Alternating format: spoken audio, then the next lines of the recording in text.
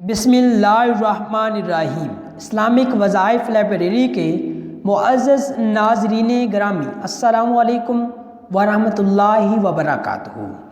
پریشانی کو ختم کرنے کا وظیفہ۔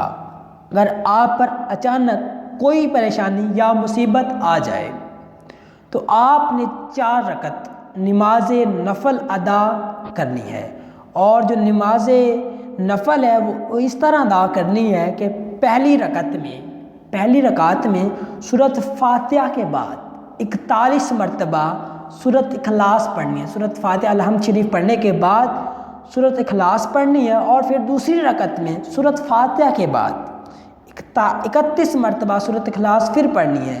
پھر تیسری رکعت میں سورۃ فاتحہ کے بعد 21 مرتبہ سورۃ اخلاص پڑھنی ہے، اور پھر چوتھی رکعت میں سورۃ فاتحہ کے بعد 11 مرتبہ سورۃ اخلاص پڑھنی ہے، اور پھر اسی جگہ بیٹھ کر 41 مرتبہ درود ابراہیمی پڑھنا ہے۔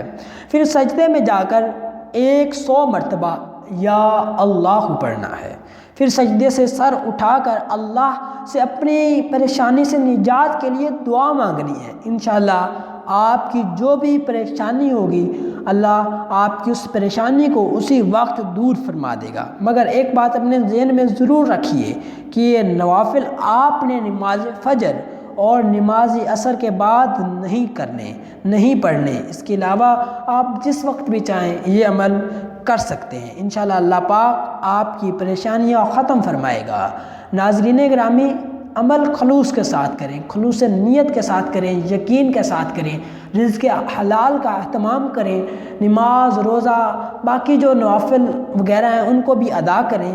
انشاءاللہ اللہ پاک آپ کی گھر سے تمام پریشانیاں، ذہنی ٹینشن، ڈپریشن وغیرہ ختم فرما دے گا انشاءاللہ۔